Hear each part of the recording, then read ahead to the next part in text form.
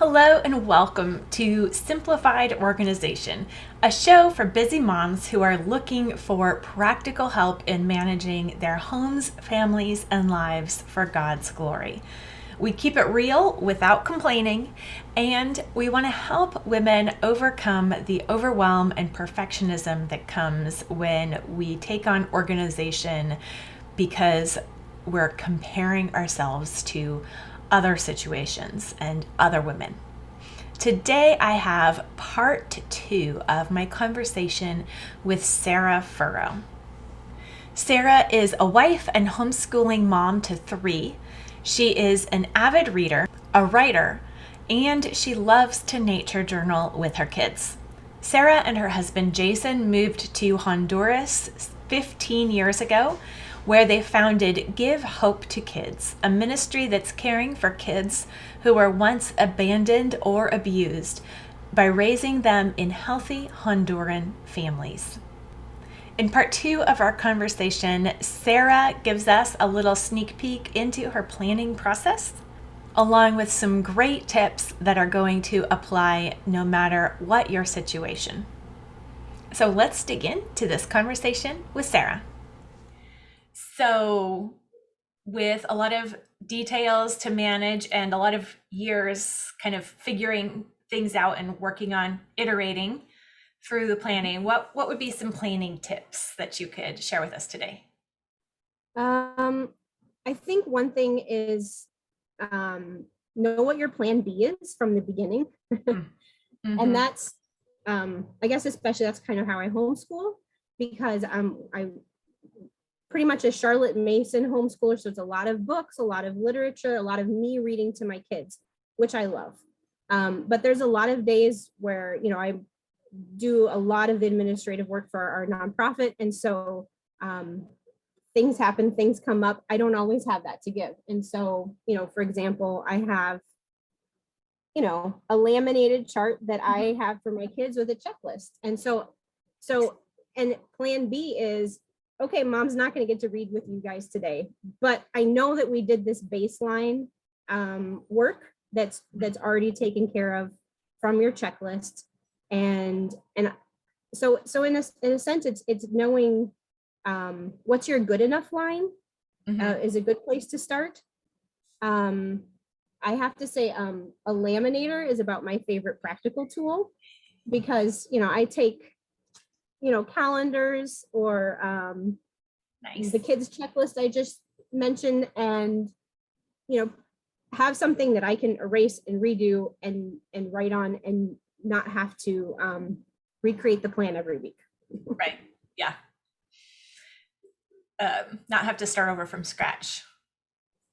Yes. Yep. Nice. And you talked earlier about going from interval plan to week to day. What does that process look like for you? Okay, so I start with my rules, and I have 4 main rules in my life, and they're color coded because I think in color, and everything from my interval work page. So I use it OneNote, Microsoft OneNote, and that's where I keep like a planning page for each interval. And then and again, sometimes it's like, oh no, I've got to do the weekly plan. Where do I start? It's like, oh yeah, I already thought about it. Yeah. And having that, knowing that, I mean, for me, that's what the purpose of the interval plan is. It's not to get distracted in the middle of the month or 6 weeks, whatever. My intervals go anywhere from 4 to 8 weeks, depending on the season and what's going on. So for interval planning, I say I start with trying to know what my season's about and being okay with the limitations or of what's going on. If it's a really ministry focused admin season, like the next 6 weeks or January and most of February, it's going to be intense with a lot of bookkeeping and thank yous and end of year things for our ministry. So, I won't be doing as many home projects or things like that. So being aware of the season that I'm in. And then from there, I go to my weekly planning. And so for my weekly planning, my first step is a calendar of outside commitments. And I didn't used to do that because I keep Google Calendar on my phone. But I found that just having this right where I can see it on my desk when I'm sitting down really helps me remember, okay, those are the things where I've committed myself to other people.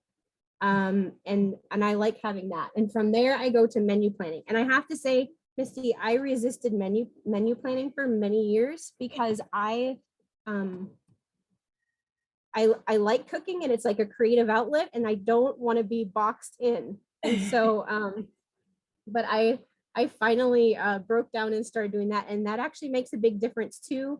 And I don't let it box me in, but even having, 10 meals written down in a week, when you hit that panic mode of like, oh no, what's for supper tonight? Yeah. I can go look at a list and it's like, okay, I can do that. Or, oh no, I don't want to do that, but there's something else on there that appeals to me. And I actually made some menu pages of ideas that I go to when I go to make my list. And so things that I enjoy that again, but it's more a list of what ingredients or things I would use, not a precise recipe, because that's just who I am. But, so anyway, so that's my next step on weekly planning. And then I go to I use a Rocketbook planner. Okay. And because so you write it, and then it's like a wet erase, and then I can take a picture of it and it saves it digitally and actually send it to my OneNote. And so, so again, I have my colors for my roles, and I do normally about 3 things per role. And then, so I have a daily card on here. So that, I guess that's after weekly planning. But I have a daily card that's also by role. And then I have a random list down here at the moment of other things that need to happen this week if I can get them in.